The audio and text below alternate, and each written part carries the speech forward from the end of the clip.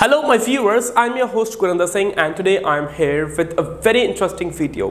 इस वीडियो में हम सीखेंगे कि हमें task 1 IELTS academic task 1 writing का हमें कैसे लिखना चाहिए। बहुत सारे स्टूडेंट्स को बहुत सारी डाउट्स हैं, बहुत सारी रिक्वेस्ट आई कि सर टास्क 1 पे कोई इंफॉर्मेशन प्रोवाइडेड नहीं है आपके चैनल पे, सो प्लीज डू दैट। सो इसी वजह से मैं आज आपका जो राइटिंग टास्क 1 का फर्स्ट सेशन है वो स्टार्ट कर रहा हूँ with the table chart. Okay, and guys, if you are new on my channel, do not forget to subscribe it and press the bell icon so that you can get the latest updates. So now, not wasting the time, let's jump into it.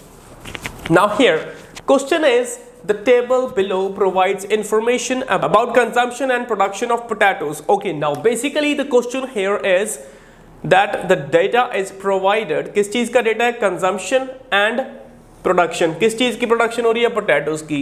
कहां पे हो रही है production और consumption? In 5 parts of the world. कौन से year में? In 2006। So these are the important things that we have to keep in mind. Now starting with the introduction.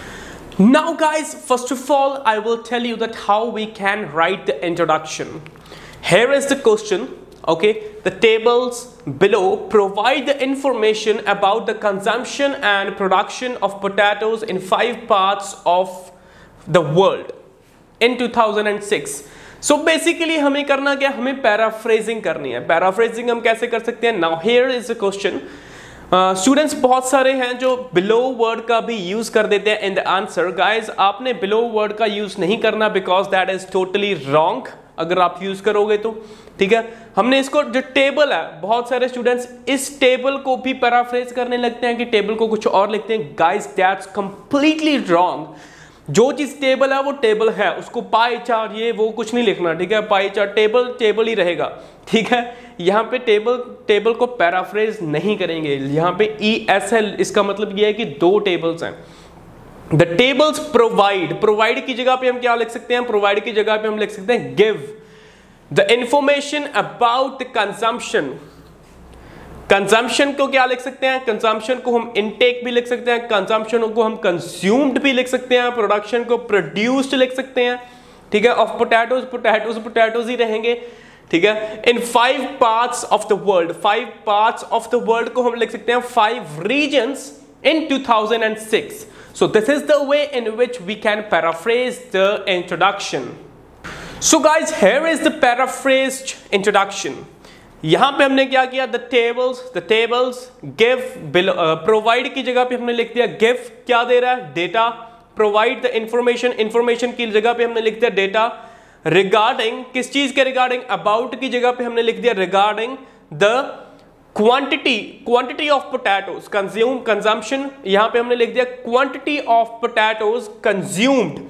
ये हमें जो ये लाइन है कि कितनी, ये हमें टेबल में दी हुई है कि इट इज मेजर्ड इन पर पर्सन इन केजी, ठीक है।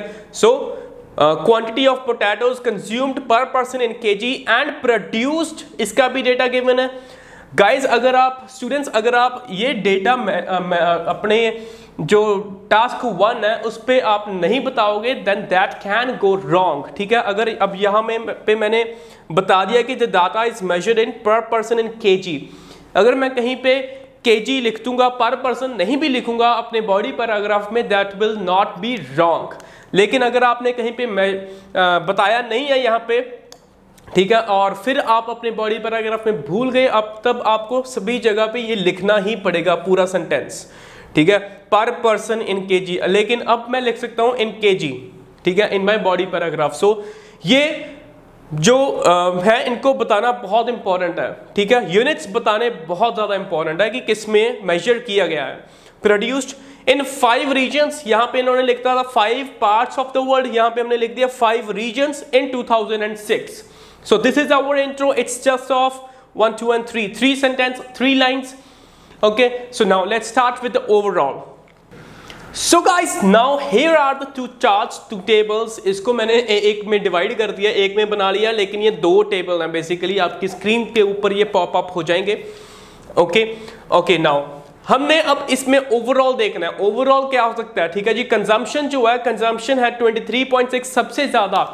ओवरऑल में हम देखते हैं कि सबसे ज्यादा क्या है और सबसे कम क्या है। बेसिकली बस इतना ही लिखना है, सबसे ज्यादा और सबसे कम।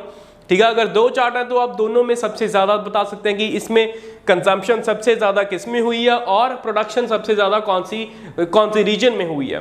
ठीक है, नाउ बस यही देखना ओवरऑल, और कुछ नहीं देखने की जरूरत है। ठीक है, नाउ सबसे ज्यादा जो कंजम्पशन है, कंजम्पशन हुई है 96.1, दैट इज यूरोप, और इसके सेकंड जो है वो है north America. Europe and north America जो है वो सबसे ज्यादा कंज्यूमर है, सबसे बड़े कंज्यूमर है पोटैटोज के। ठीक है, so this we have to write in our overall. ठीक है, ये दो जो है वो सबसे बड़े जो है वो कंज्यूमर हैं पोटैटोज के।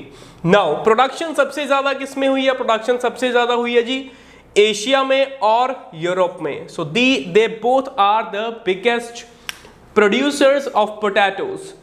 ठीक है, only this is the thing that we have to write in our IELTS okay task 1 in overall. ठीक है, जो ये चीजें हैं ये इसमें सबसे ज्यादा प्रोडक्शन इसमें हुई है, इसमें ज्यादा कंज्यूमर जो है वो ये है। इसके अलावा अगर आपने कुछ लिखना है तो आप लिख सकते हैं कि सबसे जो लीस्ट है, लीस्ट प्रोड्यूसर जो है वो है Africa, that is 16.4 in million tons. ठीक है, so this is the thing that we have to write in overall, और इससे ज्यादा और कुछ भी जरूरत नहीं है लिखने की, सबसे हाईएस्ट एंड सबसे लोएस्ट। ठीक है, now let's see how we can write it. So guys, here the overall is overall average potato intake. अब हमने कंज्यूम की जगह पे वर्ड यूज कर लिया जी इनटेक। ठीक है, intake in Europe was the highest. अब यहाँ पे बहुत सारे स्टूडेंट्स का ये भी सवाल होता है कि हमें जो आंसर है जो लिखना है वो पास्ट में लिखना है, फ्यूचर में लिखना है, क्या लिखना है? सो गाइस, यहाँ पे 2006 की बात हो रही है, तो it's obvious that we have to write in past. हमें यहाँ पे वाज यूज करना पड़ेगा, इज नहीं यूज करोगे। यहाँ पे हम वाज बताएंगे कि ये कंजम्पशन जो है वो हुई थी। ठीक है, overall the average potato intake in Europe was the highest. ठीक है, सबसे ज्यादा हाईएस्ट किस में थी? यूरोप में। एंड नहीं वाइल, क्योंकि इसके ऑपोजिट का ट्रेंड बता रहे हैं। While Asia and Europe were the primary potato producers. Asia and Europe ये सबसे प्राइमरी पोटैटो प्रोड्यूसर्स हैं इन 2006। ठीक है जी, इसमें भी हमने वर्ड यूज किया है वर। ठीक है, वर यूज किया यहां पे हमने। ठीक है, because all the content we have to give that is in past. ठीक है, हाईएस्ट कंज्यूमर कौन है? यूरोप। एंड प्राइमरी मतलब हाईएस्ट, सबसे ज्यादा सबसे बड़े जो पोटैटो प्रोड्यूसर्स हैं वो है Asia and Europe. So this is our overall. So I guess it's very clear to you. If yes guys, do not forget to smash the like button. And now let's move on to the body paragraphs, that how we have to give the data of body paragraphs. Now guys, there are two different ways in which we can write body paragraphs. First of all, we can directly provide the data of the consumption. In body paragraph 1, we have to give the data of the consumption, that which region has consumed how much potatoes. And in body paragraph 2, we will provide this data, that which region has produced how much potatoes. ठीक है जी, so this is the first way. And second way is that we can provide the data of both the table in one body paragraph. Like we can measure that in Asia they consumed just 25.8 kg per person, but it was the highest producer of the potato. So this is also a way. जिसमें आप कैसे करोगे, इसमें हम highest ले रहे हैं तो बॉडी पैराग्राफ 1 में हम बताएंगे एशिया एंड यूरोप का data, and after that we can describe the data of North America, Africa and South and Central America.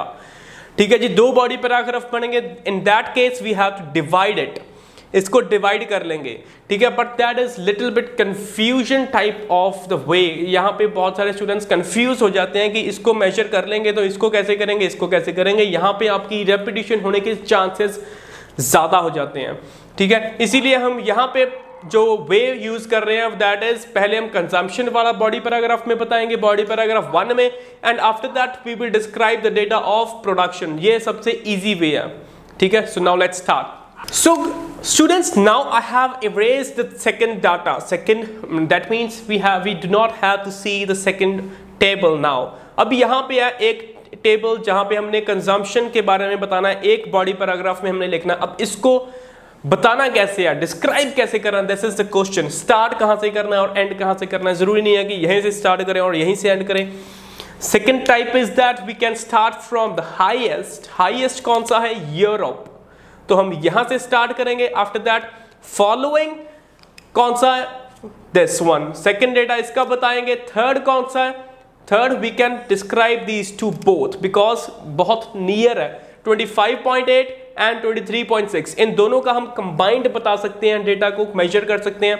And last we will describe about the Africa, ठीक है। So this is the pattern that how we can describe the table very easily. So now let's C.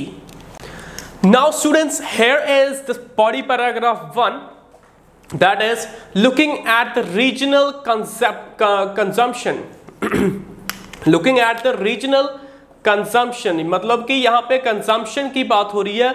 Europe was the biggest consumer, Europe जो था वो एक सबसे बड़ा consumer था with 96.1 kg potatoes eaten per person. So this is the data of Europe.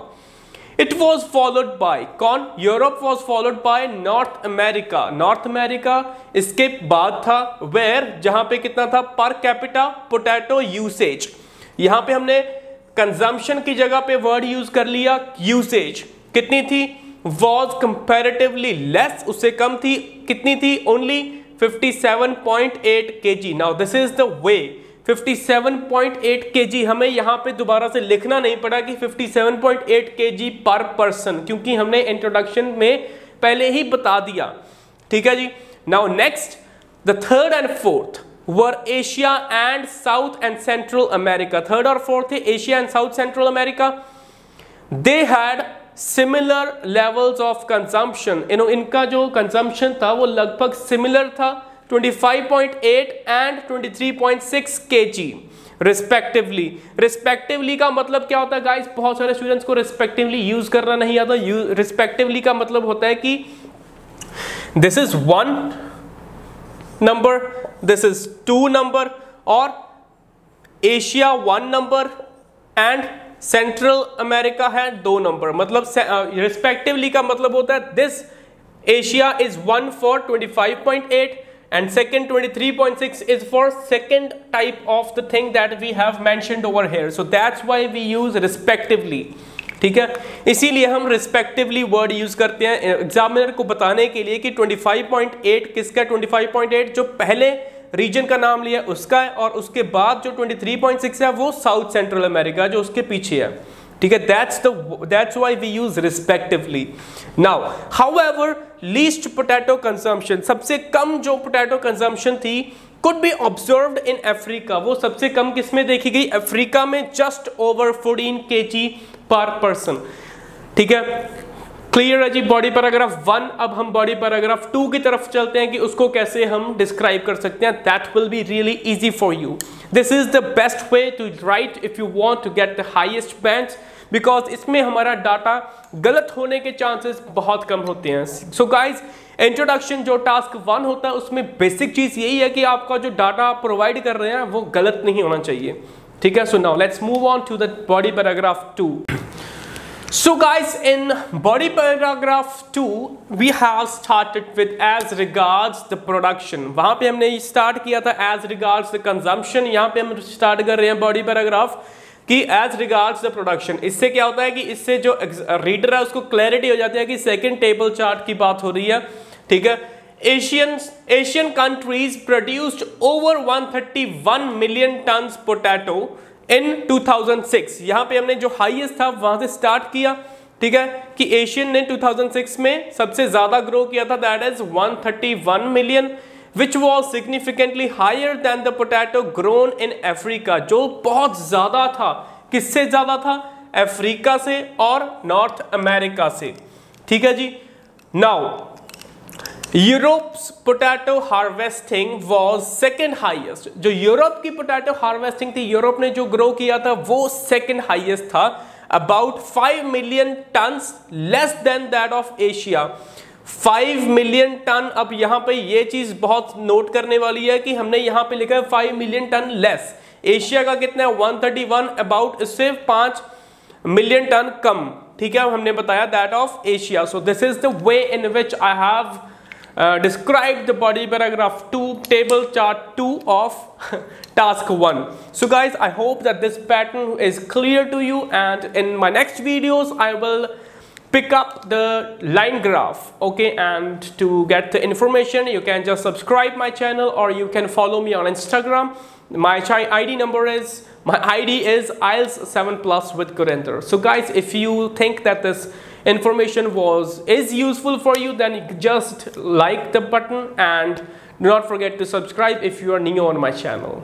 Thank you for watching.